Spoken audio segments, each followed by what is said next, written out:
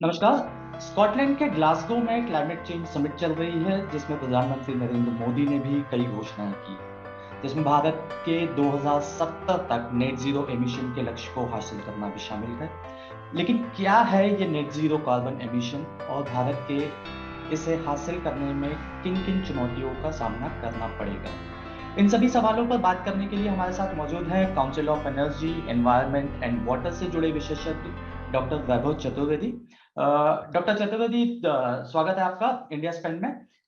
सबसे पहले मेरा आपसे सवाल ये है कि पहले तो आप हमारे दर्शकों को बताएं कि आखिर ये नेट जीरो और नेट जीरो कार्बन जी, एमिशन है क्या? जी, जी, जी। पहले तो धन्यवाद शैलेश जी। मैं श्रोताओं का भी अभिनंदन करना चाहूँगा। Thank you for having me on the show.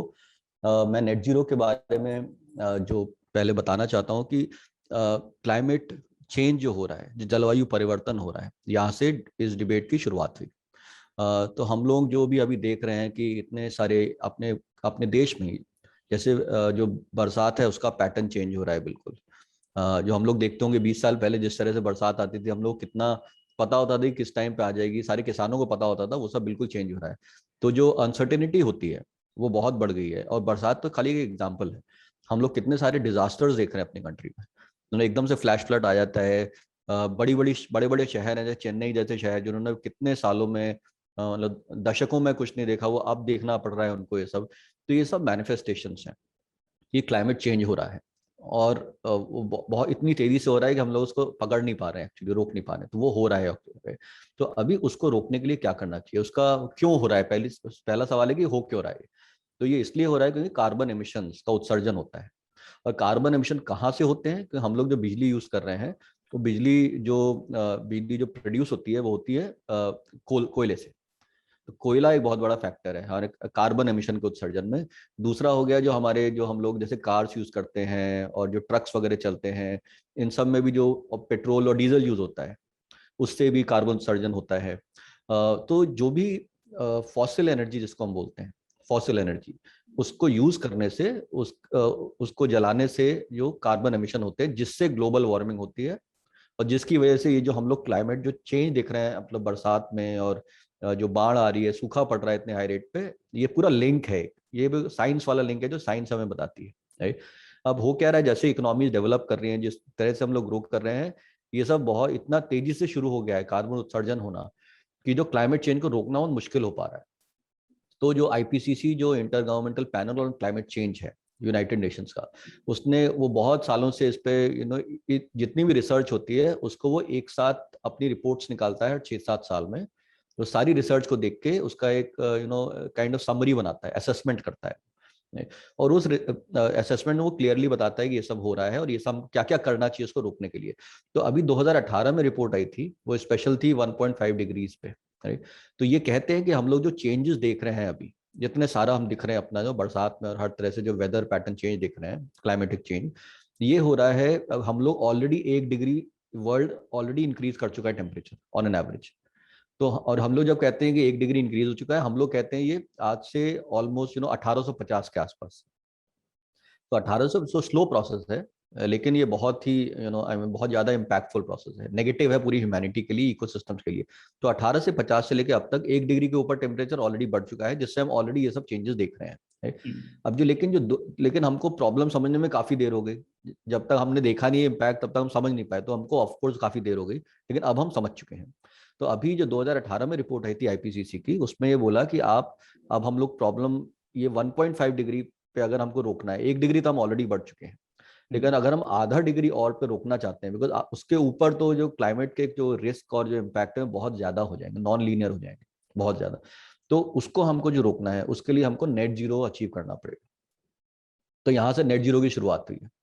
Net zero का मतलब हो गया कि जो एमिशंस हैं, जो मैं कार्बन उत्सर्जन की बात कर रहा हूँ, वो एमिशंस जो हैं, वो हमको नेट का मतलब ये है कि थोड़े एमिशंस हो सकते हैं, लेकिन हम लोगों को ये पता है कि जैसे पेड़ हम उगाते हैं तो पेड़ कार्बन डाइऑक्साइड खींचते हैं, राइट। तो आप हो सकता है थोड़े एमिशंस आपके कंटिन्यू हो रहे हैं, बहुत थोड़े से, मतलब आपने मैक्सिमम तो आपने खत्म करना पड़ेगा, लेकिन बहुत थोड़े से आपके जो जो चलते रहेंगे, उसको आप मे बी पेड़ लगा के और टेक्नोलॉजी से आप उनको कैप्चर कर रहे हैं। तो वो नेट जीरो का कॉन्सेप्ट हो गया। लेकिन मेन मतलब इसका ये है कि हम लोग जिस तरह से आज अपनी एनर्जी यूज करते हैं, कोयला का इस्तेमाल करते हैं, जो गाड़ी हमारी पेट्रोल डीजल पे चलती है, ये सब तो खत्म करना पड़ेगा। तो ये इसका एक बहुत बड़ा इम्पैक्ट है और ये मतलब है नेट जीरो का हम लोगों के लिए एज अ कंट्री। तो अगर आसान भाषा में अगर बात करें तो इसमें दोनों चीजें शामिल है, कार्बन का उत्सर्जन जो है वो कम करना, और टेक्नोलॉजी के उपयोग से जो है वो कार्बन जो एनवायरनमेंट में है उसको भी कम करना, उसको बाहर भी कम खींच के। करना, हाँ हाँ तो हाँ। ये लेकिन ये जो कहना ज्यादा सही होगा। जी बिल्कुल ये सही है। तो आप थोड़ा उत्सर्जन कर रहे हैं और आप जितना भी कर रहे हैं उसको आप टेक्नोलॉजी के थ्रू कैप्चर कर रहे हैं, किसी तरह से उसको नेट कर रहे हैं। तो आपका मतलब एक जगह प्लस हो रहा है और एक जगह माइनस हो रहा है और वो दोनों मिला के जीरो हो जाता है। तो इसीलिए वो अच्छा। नेट जीरो, उसका इस टर्म की उत्पत्ति वहीं से हुई, नेट जीरो टर्म की।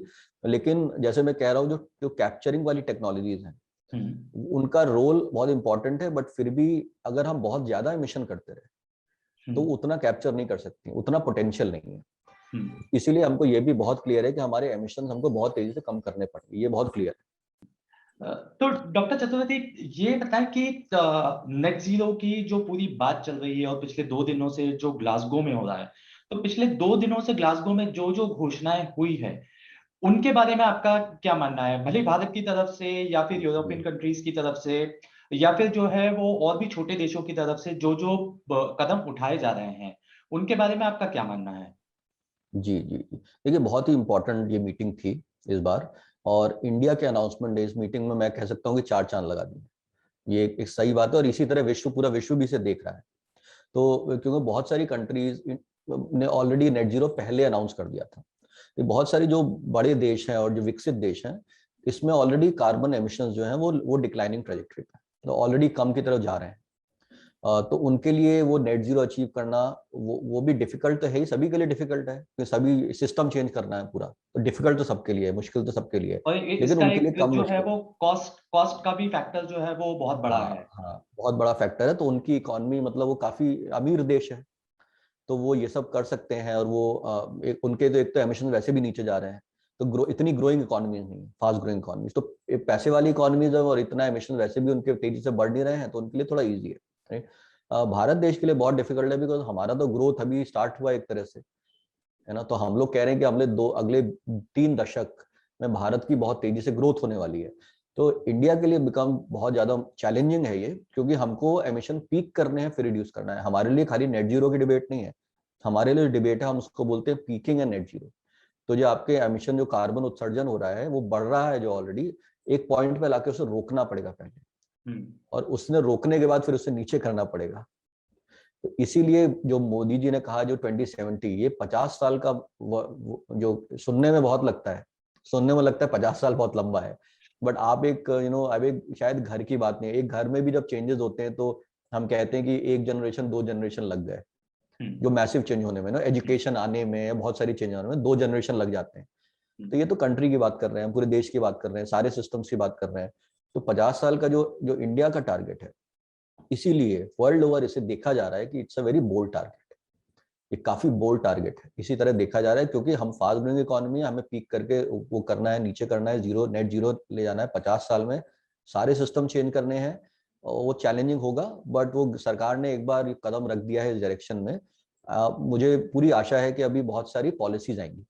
ऑलरेडी पॉलिसीज हैं सपोर्ट करने के लिए, हमें पता है जो सोलर के लिए तो बहुत सारी पॉलिसी है देश में। लेकिन इसके अलावा जो धीरे धीरे करके अब हम देखेंगे अगले 20 30 40 सालों में, धीरे धीरे वो डायरेक्शन सेट हो गया है। ये पॉलिसी, जो टारगेट्स होते हैं, इसका बहुत बहुत ही इंपॉर्टेंट मायने होते हैं इसके, क्योंकि जो भी इन्वेस्टर्स हैं, जो भी बड़े बड़े जो इन्वेस्टर्स हैं और छोटे छोटे इन्वेस्टर्स हैं जो इस दिशा में जो जो इकोनॉमी में इन्वेस्ट करते हैं, राइट, अब उन सब के लिए डायरेक्शन तय हो गया है। तो जब जब एक दिशा का आभास नहीं होता तो वो बहुत अनसर्टेनिटी आ जाती है। लेकिन अभी जो अनाउंसमेंट क्या करता है, एक दिशा दे दी, और ये दिशा देना यही तो पॉलिसी मेकर्स का काम है। हमारे जो पॉलिटिकल लीडर्स हैं, इनका सबसे इंपॉर्टेंट काम है कि एक दिशा दिखाना। तो ये अभी दिशा दिखा दी है कि हम इंडियन इकोनॉमी 50 साल में नेट जीरो अचीव करेगी, ये दिशा है। अब सारे इन्वेस्टर्स ने, अब ऑफ कोर्स अब धीरे धीरे पॉलिसीज आएंगी, 2030 के भी टारगेट्स हैं उसमें हमारे अनाउंसमेंट में, तो वो भी तो एक नियर टर्म टारगेट है और एक लॉन्ग टर्म टारगेट है। और अब वो दिशा तय हो गई है, अब हम देखेंगे धीरे धीरे हमारे सिस्टम्स कि मैं जो इंडिया के सिस्टम को देखता हूँ, वो देखता हूँ एक बहुत ही बड़े बहुत बड़ी गाड़ी आप सोच लीजिए, उस गाड़ी का क्या ट्रेनिंग रेडियस बहुत ज्यादा होता है। आप स्कूटर को तो बहुत जल्दी घुमा सकते हैं, लेकिन आप प्लेन को उतनी जल्दी नहीं घुमा सकते। तो टर्निंग रेडियस बहुत ज्यादा होता है, जितनी बड़ी गाड़ी होगी, जितनी कॉम्प्लिकेटेड होगी। तो हमारा देश भी वैसे ही है, बहुत बड़ी गाड़ी है, छोटा देश नहीं है, बहुत बड़ी गाड़ी है, बहुत कॉम्प्लिकेटेड है, टर्निंग रेडियस बहुत हाई है, इसीलिए 50 साल लगेंगे उसको ये अचीव करने में। बट दिशा है, हम लोग चल पड़े हैं उस डायरेक्शन में, बहुत अच्छी चीज है। डॉक्टर चतुर्वेदी, आपने दिशा की बात की और अलग अलग सेक्टर्स की भी बात कर रहे हैं आप, एनर्जी की भी, और बहुत सारे जो है वो व्हीकल्स पे आपका जो है वो तवज्जो काफी रहा है अभी तक आपने जितनी भी बात की। आपकी खुद की भी एक बहुत ही रीसेंट स्टडी है जिसमें आपने सेक्टोरल एनर्जी यूसेज की बात की है। क्या आप उस स्टडी के बारे में और उस स्टडी से जो है वो कितना भारत के अभी जितने हमने घोषणाएं की है वो कितनी मेल खाती है, उसके बारे में आप जरा हमें बताएंगे? जी जी जी जी बिल्कुल। सो ये स्टडीज हम लोग जो करते हैं, जिनको मॉडलिंग स्टडीज बोलते हैं। मॉडलिंग का सिंपल मतलब है कि हम ये जो आगे से विजन देख रहे हैं, एक तरह से फ्यूचर का विजन देख रहे हैं। तो हम कोशिश करते हैं कि अगले 40-50 साल में जैसे हमारे सिस्टम्स हैं और जिस तरह से वो मूव कर रहे हैं करेंटली, तो 40-50 साल में किस डायरेक्शन में जा रहे हैं, उसका इम्प्लीकेशन क्या होगा। और फिर हम कोशिश करते हैं देखने की कि अगर वो डायरेक्शन ठीक नहीं है तो किस तरह के चेंजेस की जरूरत पड़ेगी। तो हमने जैसे नेट जीरो की स्टडी की है, उसमें हमने यही कोशिश की है कि अगर हमें नेट जीरो अचीव करना है 2070 में, हमने तो बहुत सारे किए थे, उसमें से नेट 2070 मोस्ट फीजिबल लग रहा था हमको। तो और वो गवर्नमेंट ने अनाउंस भी कर दिया, जो बहुत अच्छी चीज है। तो लेकिन 2070 में हमको अचीव करना है अगर, तो ये किस तरह के चेंजेस करने होंगे, ये वो स्टडी बताती है, और सेक्टोरल स्ट्रैटेजीज देखती होगी। अभी तो जैसे मैंने कहा, एक हाई लेवल डायरेक्शन तय हो गया है, जो अनाउंसमेंट कर दिया है मोदी जी ने, तो वो डायरेक्शन, दिशा तय हो गई है, टारगेट तय हो गया है। लेकिन हम उसको कैसे पूरा करने वाले हैं, इसके लिए हमको अल्टीमेटली हर सेक्टर में डीपर जाके देखना पड़ेगा और गहराई में। तो अब ये स्टडी वही करती है, हर सेक्टर में जो जो इस डोमेन में जो मोस्ट इंपॉर्टेंट सेक्टर है जो कार्बन एमिशन के लिए, उसमें दिखती है, इन डेप्थ जाती है और ये पता करने की कोशिश करती है कि हमको क्या क्या करना पड़ेगा। तो कुछ रिजल्ट जैसे मैं बताता हूँ कि जैसे कोयले की जो कोयले से बिजली प्रोडक्शन जो हो रहा है, जो उसको 2040 थर्मल में, पावर प्लांट्स हैं, थर्मल पावर प्लांट से उसको 2040 में, आज से 20 साल में उसको पीक करना पड़ेगा। क्योंकि देखिए, अभी जो भी इन्वेस्टमेंट कर रहे हैं उसका भी जेस्टेशन पीरियड होता है। कोल पावर, जो हमारे पावर प्लांट्स होते हैं, वो 40 साल के आसपास चलते हैं। तो हमने ऑलरेडी जो इन्वेस्ट आज हम कर रहे हैं, जो 2025 में मान लीजिए कोई पावर प्लांट शुरू होता है, एटलीस्ट टेक्निकल लाइफ टाइम हम कोशिश करते हैं एज अ इकोनॉमी कि उसको 40 साल तक चलाएं, जितना इन्वेस्टमेंट किया है हम सारा उससे वापस लें, राइट। तो ये तो 2040 तक हम 2040 में हमको पीक करना पड़ेगा, मतलब कोल हमारा पावर जो प्रोडक्शन है, उसके बाद डिक्लाइन करना पड़ेगा, बहुत तेजी से डिक्लाइन करना पड़ेगा, अगले 20-25 सालों में ऑलमोस्ट एलिमिनेट कर देना पड़ेगा। ये तो कोयला है। मैं आपको थोड़ा सा रोकना चाहूंगा यहाँ पे। तो आपके कहने का मतलब है कि कल की घोषणाओं या परसों की घोषणाओं के बाद में लोगों को ये नहीं समझना चाहिए कि अचानक से जो है वो थर्मल पावर प्लांट से जो है वो इलेक्ट्रिसिटी का प्रोडक्शन जो है वो कम होना शुरू हो जाएगा। वो बिल्कुल नहीं बिल्कुल होगा। भी तो नहीं पिछले सोचना कुछ चाहिए। सालों तक हम जो है वो थर्मल पावर प्लांट्स का इलेक्ट्रिसिटी प्रोडक्शन जो है उसमें एक बढ़ोतरी देखेंगे। बिल्कुल बिल्कुल, देखिए ये बिजली बहुत ही जरूरी है विकास के लिए और हम सब के कंफर्ट के लिए, बहुत जरूरी चीज है ये, बहुत ही बेसिक नेसेसिटी जैसी है एक। तो ये जो अनाउंसमेंट है, जो 50 साल क्यों लगेंगे, इसीलिए तो लगेंगे, इसीलिए लगेंगे कि ऐसा शॉक टू द सिस्टम नहीं होना चाहिए। ऐसा नहीं होना चाहिए कि आज अनाउंसमेंट किया और हम लोग कह रहे हैं 5 साल में सब चेंज कर देंगे, ऐसा हो भी नहीं सकता है इतनी बड़ी इकोनॉमी में। तो इसीलिए ये 50 साल का टाइम दिया गया है कि हम लोग धीरे धीरे चेंज करेंगे, धीरे धीरे सिस्टम्स बिठाएंगे, अगले 20 साल में सारे सिस्टम्स इन प्लेस हो जाएंगे। और 20 साल बाद, और ये देखिए, ये हम लोग जब कोयला कम करेंगे, तो कोयला तो खाली एक स्रोत है बिजली का, हम बिजली थोड़ी कम करने वाले हैं। हम कोयला कम करेंगे बिजली प्रोडक्शन में, लेकिन उसकी जगह हम सौर ऊर्जा लाएंगे, सोलर लाएंगे, हम उसकी जगह विंड लाएंगे, हम अगर हो सकता है तो न्यूक्लियर एनर्जी भी हम ज्यादा लाएं इसमें, राइट। तो ये बिजली बिजली प्रोडक्शन कम नहीं होगा, क्योंकि वो तो बहुत जरूरी है विकास के लिए, मतलब वो नॉन कॉम्प्रोमाइजेबल है, सो टू स्पीक। लेकिन कोयला फॉर बिजली प्रोडक्शन वो चेंज हो जाएगा अगले से 20 साल में, वो उसको खोना पड़ेगा, मतलब हम नेट जीरो अचीव करें उसके लिए होना पड़ेगा, और उसकी जगह दूसरी टेक्नोलॉजीज आएंगी।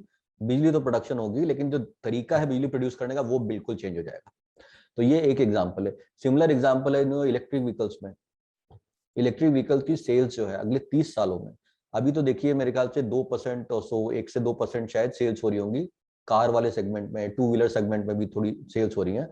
अगले 30 सालों में हमारी जो सेल्स है वो 50% से ऊपर होनी ही पड़ेगी, हमको रहना है उस ट्रैक पे कि हमारी जो इलेक्ट्रिक व्हीकल्स की सेल्स रहेंगे पैसेंजर सेगमेंट में, वो 50% of sale, more than 50%, 55% of total sales in 2050, 2050 में, वो हमको इलेक्ट्रिक व्हीकल से करनी पड़ेगी, राइट। तो ये एक दूसरा एग्जांपल है। ऐसे ही हर सेक्टर के अपने अलग अलग एग्जांपल है। जो हम लोग इतना जो ऑयल यूज करते हैं, हमारा बिजली का इलेक्ट्रिक व्हीकल्स बढ़ जाएंगे, इसका ऑटोमेटिक इम्पैक्ट पड़ेगा हमारे ऑयल पे, डीजल और पेट्रोल कंजम्पशन पे। हम लोग इतना सारे इंपोर्ट करते हैं और इतना हमारा जो फॉरेन एक्सचेंज जाता है वो हमारे ऑयल की खरीद में जाता है, वो सब इससे कम होगा तो ऑयल प्रोडक्शन, ऑयल जो कंजम्पशन करती है इकोनॉमी, वो भी कम होगा। और ये सारे सेक्टर्स होंगे। जो एनर्जी एफिशिएंसी है, जैसे हम एयर कंडीशनर यूज करते हैं, अभी जो एयर कंडीशनर पेनिट्रेशन है इंडिया में वो 7 से 8% फैमिलीज के पास है। ये जैसे इनकम ग्रो कर रही है, ये बहुत तेजी से ग्रो करने वाला है। ये वैसे भी एक फास्ट ग्रोइंग मार्केट है।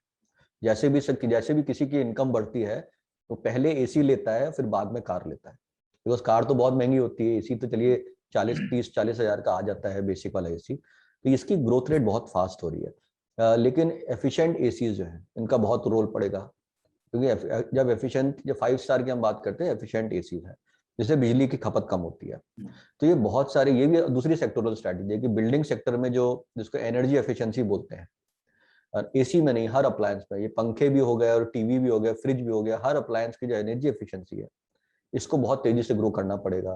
तो ये तो कुछ मैं सेक्टर से एग्जांपल दे रहा हूँ। स्टडी बताती है अलग अलग सेक्टर्स में सारे सेक्टर्स में किस तरह के क्या क्या हमको टारगेट्स लेने पड़ेंगे ये 2070 अचीव करने के लिए। और जैसे मैं ये बताता हूँ कि हम लोग फ्यूचर की बात करें, फ्यूचर और भविष्य, भविष्य कोई देख नहीं सकता। तो हम लोग जो कहते हैं कि 2040 में करना पड़ेगा, वो बहुत चीजों पे वो डिपेंड तो करता है, लेकिन हमको एक ये स्टडी से बहुत ही अच्छा स्ट्रॉन्ग सेंस मिल जाता है मैग्नीट्यूड्स का। तो हो सकता है 2040 में एग्जैक्ट पीक ना करे, 2042 में पीक कर जाए, वो एक ही बात है। 2-3-4 साल इधर उधर होने से कोई जो सिस्टम जिस तरह मूव करा उसमें कुछ फर्क नहीं पड़ने वाला। तो ये मैं बताना चाहता हूँ, हम लोग भविष्य देख नहीं रहे हैं, हम लोग भविष्य समझने की कोशिश कर रहे हैं, और उसकी समझ के बेसिस पे हम लोग कह रहे हैं कि क्या क्या करना पड़ेगा जिससे हम अचीव कर पाएंगे अपना 2070 net zero target. Doctor Chaturvedi, अभी तक तो हम जो है वो लोगों की बात कर रहे हैं कि कार का यूज होता है या बिजली का यूज होता है। सिर्फ एक और सवाल आता है यहाँ से कि कार्बन एमिशन में जो है वो बहुत बड़ा हाथ जो है वो उद्योगों का भी है। चूंकि हम कोयले की बात कर रहे थे, तो जो भी इंडस्ट्रीज जो है जो कोयले का उपयोग करती है, उनके लिए क्या वे फॉरवर्ड है यहाँ से? उनको किस तरीके से जो है वो चीजें आपके हिसाब से चेंज करनी चाहिए? जी जी जी, देखिए इंडिया इंडस्ट्री सेक्टर जो है, इसको ये हार्ड टू अबेट सेक्टर भी कहा जाता है। इसका मतलब है कि पावर सेक्टर में सोलर एनर्जी आ गया है, ट्रांसपोर्ट सेक्टर में इलेक्ट्रिक व्हीकल्स आ गए हैं। इंडस्ट्री सेक्टर बहुत बड़ा सेक्टर है, बहुत तरह की इंडस्ट्रीज है और much more complicated. So of course उसमें चैलेंजेस ज्यादा हैं इस वक्त, लेकिन हम लोग, इसीलिए मैं कह रहा हूँ कि हम लोगों ने अपने आप को पूरा 50 साल का टाइम दिया है कि जिससे कि तब तक उसके सोल्यूशन निकल जाए। रिसर्च एंड डेवलपमेंट ऑलरेडी हो रही है। आपने जैसे सुना होगा रिलायंस और अडानी दोनों ने हाइड्रोजन में बहुत बड़ी एंट्री मारी है एक तरह से हाइड्रोजन के डिबेट में। तो अब ये बड़ी बड़ी एजेंसीज हैं जिनके पास बहुत पैसा है रिसर्च एंड डेवलपमेंट करने के लिए। तो अगले 10 साल 15 साल ये सब करेंगे तो फिर हाइड्रोजन, जो जैसे स्टील की आपने बात की, स्टील प्लांट में कोयले का बहुत यूज होता है स्पेसिफिक प्रोसेस वगैरह में, तो उस प्रोसेस में हाइड्रोजन उसको रिप्लेस कर सकता है कोयले को। मगर अभी तो नहीं है, लेकिन हम ये कह भी नहीं रहे हैं कि अभी कर दीजिए। हम ये पहले कह रहे हैं कि हम बिजली सेक्टर पे फोकस करेंगे पहले। जो हमारे 2030 टारगेट्स हैं वो हमारे इलेक्ट्रिसिटी सेक्टर के, तो बिजली सेक्टर पे पहले फोकस करेंगे, उसके बाद मे बी ट्रांसपोर्ट सेक्टर में जहाँ पे रेडी है, और धीरे धीरे हम ये कैपेबिलिटी बढ़ाएंगे कि इंडस्ट्रियल सेक्टर में ऑल्टरनेटिव जो ये सब टेक्नोलॉजी है, जैसे हाइड्रोजन है, ये बिग टेक्नोलॉजी है, ये अवेलेबल हो जाए। कार्बन कैप्चर एंड स्टोरेज, ये दूसरी टेक्नोलॉजी है। जैसे सीमेंट सेक्टर है, उसके कुछ प्रोसेसेस हैं जिसमें हाइड्रोजन भी नहीं आ सकता, बिजली भी नहीं आ सकती, उनका आप क्या करेंगे? तो उसके लिए मे बी आपको कार्बन कैप्चर स्टोरेज चाहिए, तो वो भी एक टेक्नोलॉजी है, वो आएगी। लेकिन कुछ बहुत फंडामेंटल रिफॉर्म्स करना पड़ेगा। और इस चीज पे मैं एम्फसाइज करना चाहता हूँ, नेट जीरो खाली टेक्नोलॉजी डिबेट नहीं है, नेट जीरो का मतलब है बहुत सारे बहुत ही इंपॉर्टेंट रिफॉर्म्स करने पड़ेंगे, और मैं एक रिफॉर्म की बात करता हूँ जो बहुत इंपॉर्टेंट रहेगा। हम लोग जो, जैसे हम लोगों ने इंडस्ट्री सेक्टर की बात की, इंडस्ट्री सेक्टर के लिए अक्रॉस स्टेट्स जो बिजली है वो बहुत एक्सपेंसिव होती है। तो हमारी जो एनर्जी पॉलिसी है उसमें हम लोग कहते हैं कि बिजली का रोल, मतलब बिजली अफोर्डेबिलिटी फॉर हाउस होल्ड्स, जो हम लोग घर में रहते हैं वो उनको बिजली सस्ती दी जाएगी। और जो सस्ती दी जाएगी तो प्रोड्यूसर जो है वो कहाँ से पैसा बनाएगा? अगर हम 10 रुपए के प्रोड्यूस कर रहे हैं और हम 5 रुपए में बेच रहे हैं तो हम कहाँ से पैसा बनाएंगे? तो वो हम 5 रुपए जो गेन करते हैं वो कहते हैं कि इंडस्ट्रियल सेक्टर और कमर्शियल सेक्टर है, उसको हम बिजली 15 रुपए और 20 रुपए की बेचेंगे, ये हम कहते हैं। तब इससे क्या हो गया है कि जो भी हमारा इंडस्ट्रियल सेक्टर है उसके लिए बिजली इतनी एक्सपेंसिव है। और जो बहुत इंटरेस्टिंग पार्ट है, ये सारे स्टेट्स पे ये पॉलिसी अलग अलग डिग्री पे, क्योंकि electricity pricing is state subject, electricity is state subject. तो स्टेट्स के ऊपर ये पावर होती है ये प्राइसिंग वो करने की। तो वो सारे स्टेट्स में ही है ये पॉलिसी। अब अगर आप नेट जीरो की बात करते हैं तो अभी 10-15 साल में नहीं, बट कभी ना कभी मे बी 30 सालों में, जब इंडिया बहुत रिच हो चुका होगा ना, अगर हम 30 सालों में बहुत ज्यादा हाई इनकम इकोनॉमी बनने वाले हैं हम लोग, ये अभी वक्त के साथ ये होता ही है, नेचुरल प्रोसेस ऑफ ग्रोथ है। तो बट कभी ना कभी ये जो क्रॉस सब्सिडी पॉलिसी है इसको छोड़ना पड़ेगा, और ये बहुत बड़ा रिफॉर्म है। अभी हम कोई भी स्टेट हल्की सी भी बिजली चार्ज बढ़ाता है, ये न्यूज़पेपर आइटम बन जाता है कि स्टेट ने बिजली का चार्ज बढ़ा दिया, और ये सब ये ये वैसे ही होने रियलिटी वाला है। है जैसा पहले डीजल के साथ में हुआ करता था। पहले डीजल के साथ हुआ, डीरेगुलेशन हुआ, पेट्रोल एक्सपेंसिव है, राइट। लेकिन ये अब सब्सिडी, आई मीन सब्सिडी को धीरे धीरे छोड़ना पड़ेगा, धीरे धीरे छोड़ना पड़ेगा। और वो तो इम्पोर्टेंट है, वैसे भी बहुत इंपॉर्टेंट है। हम लोग जिंदगी भर सब्सिडी पे डिपेंड नहीं रह सकते। कुछ कम्युनिटीज होती हैं जो मार्जिनल वल्नरेबल पुअर कम्युनिटीज होती हैं, उनको हमेशा सपोर्ट करना चाहिए गवर्नमेंट को।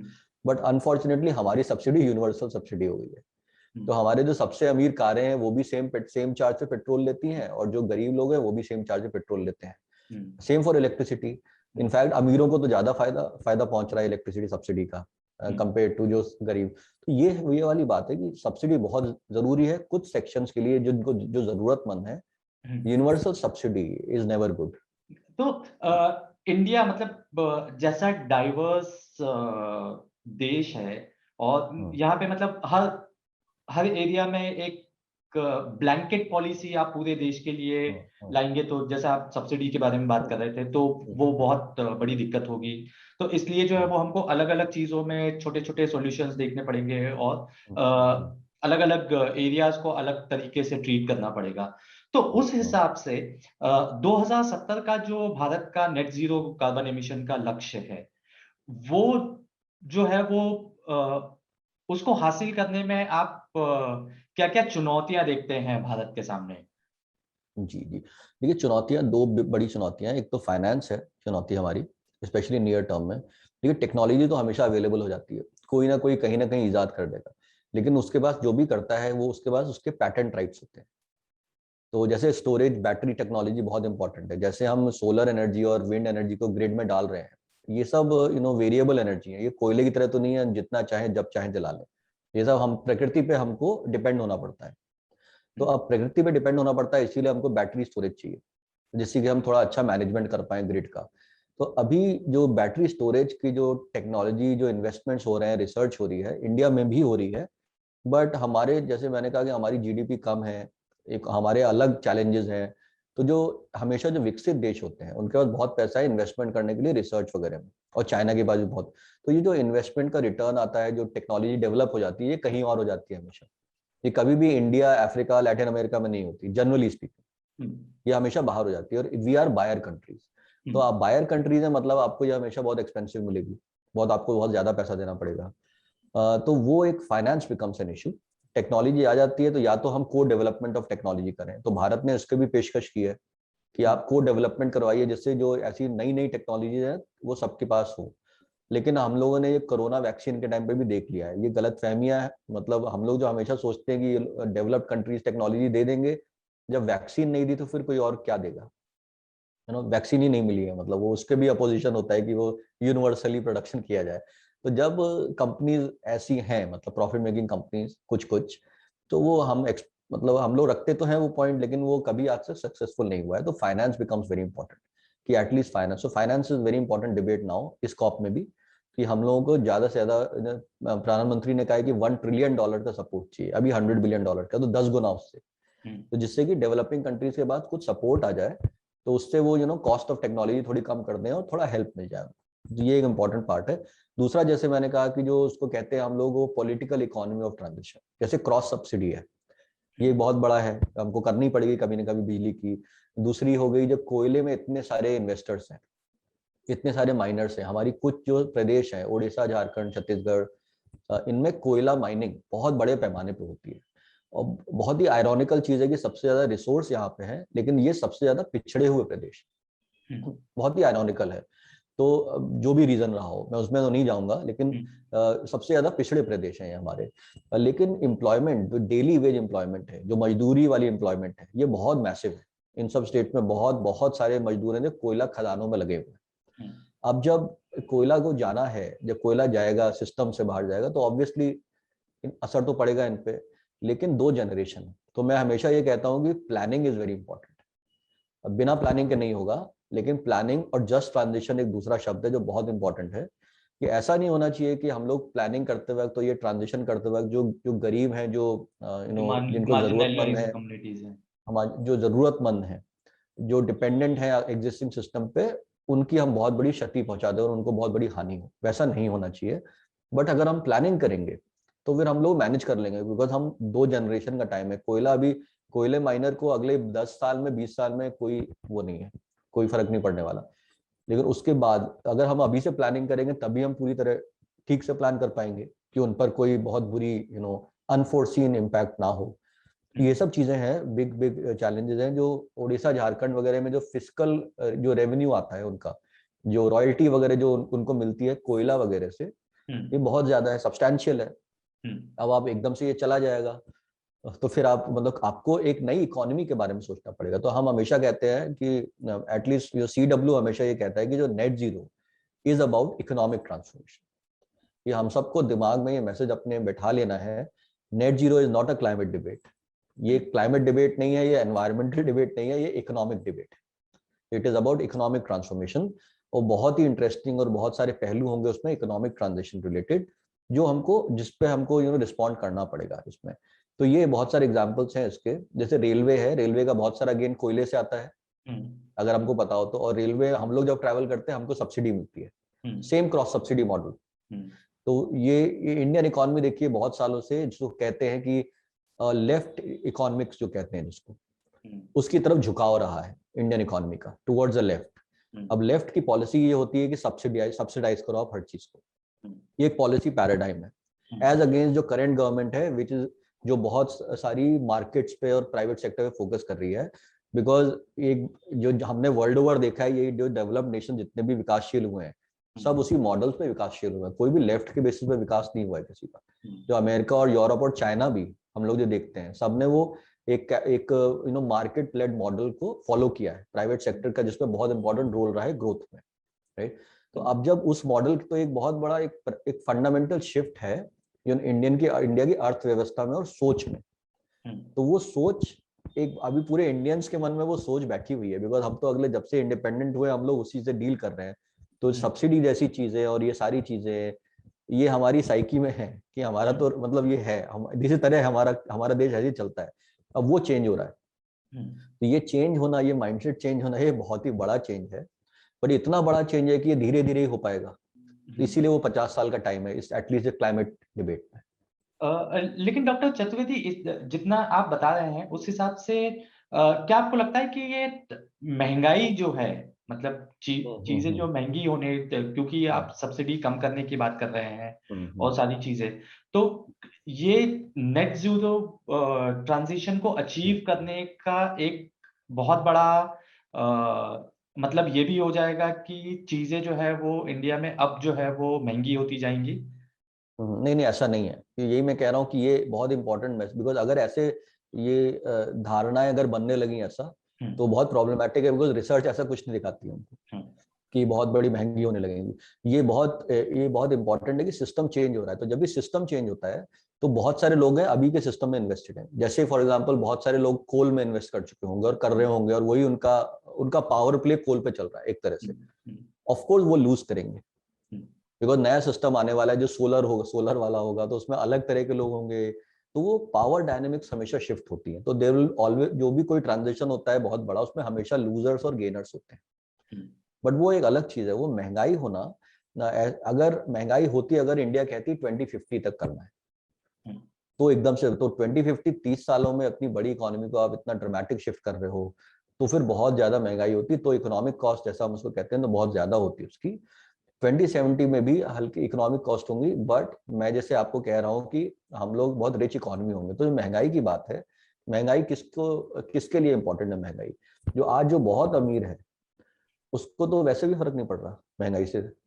मतलब अल्टीमेटली अगर वो सब्जी, जो महीने की सब्जी जो 1000 रुपए की आती है, वो अगर 2000 की हो जाती है, तो जो अमीर लोग हैं उनको उनको शायद पता भी नहीं लगता होगा कि 1000 रुपए बढ़ गए। जो पता लगता है वो लगता है जो जो जरूरतमंद है, जो गरीब कम्युनिटीज है, जो इंडिया में अभी बहुत ज्यादा है इस वक्त बहुत ज्यादा है। लेकिन हम बात कर रहे हैं 2070 टाइप की। तो 2070 की जब बात कर रहे हैं, या जब ट्रांजिशन 2055 के बाद होगा, तो इंडिया ऑलरेडी रिच इकोनॉमी बन चुकी होगी। और ये बहुत इंपॉर्टेंट है मुझे ये बताना कि आज हमारी इनकम जो है अराउंड $2000 पर कैपिटा है। चाइना की income is around $10,000 somewhere around. तो it is 4.5 to 5 time more richer. और हम लोग देख रहे हैं चाइना कितना रिच है, राइट। 2055 में इंडिया की जो हम नॉर्मल ग्रोथ रेट भी देखते हैं पर कैपिटा इनकम के, तो इंडिया इजीली वो 12,000 से $14,000 पे होगा अगले 35-40 साल में। ये है, आई मीन ये तो बेसिक सी चीज है। जो भी लॉन्ग टर्म विजन देखता है उसको पता है कि आप लोग देखिए, हम लोग देख ही रहे हैं ना, पिछले 20 साल में कितना चेंज आया, पिछले 50 साल में कितना चेंज आया, तो वही सेम चीज होगी अगले 50 साल में बहुत चेंज आने वाला है। तो इंडिया बहुत रिच नेशन होगा। जो हम लोग इतने जो कम्युनिटीज देख रहे हैं अभी, जो कहते हैं बिल्कुल वल्नरेबल कम्युनिटीज हैं, अराउंड पॉवर्टी लाइन है, ये सब ऑब्वियसली हर टाइम पे कुछ ना कुछ तो कम्युनिटीज, थोड़ी बहुत नंबर्स होते हैं, बट जो बाय एंड लार्ज जो हम मैसिव नंबर्स की बात करते हैं वैसा नहीं होने वाला है। तो आप एक बहुत मच रिचर देश की बात कर रहे हैं जिसमें थोड़ी एनर्जी एक्सपेंसिव होगी, तो बिजली डेफिनेटली एक्सपेंसिव होगी, बट अफोर्डेबिलिटी बढ़ चुकी होगी। तो जो क्राइटेरिया है, हमको महंगाई से ज्यादा अफोर्डेबिलिटी पे हमको फोकस करना चाहिए। तो ये तो हुई लॉन्ग टर्म प्लानिंग की बात 2070 की। परसों जो है वो हमारे प्रधानमंत्री ने एक और जो है वो शॉर्ट टर्म गोल जो है वो सामने रखा है, जो कि 2030 तक 50% जो है वो रिन्यूएबल एनर्जी का लक्ष्य हासिल करना। इसके बारे में आप क्या सोचते हैं, और इस लक्ष्य को हासिल करने के लिए क्या क्या चुनौतियां जो है वो भारत के सामने है, और इसे कैसे हासिल करेगा भारत? जी जी जी, देखिए जो जो इंडिया ने डिफरेंट टारगेट्स दिए हैं, जो एनर्जी है उसको मैं क्लैरिफाई करना चाहूंगा। इट इज एक्चुअली जो capacity, electricity capacity, installed capacity बोलते हैं जिसको, उस चीज का टारगेट है एक्चुअली 50% का।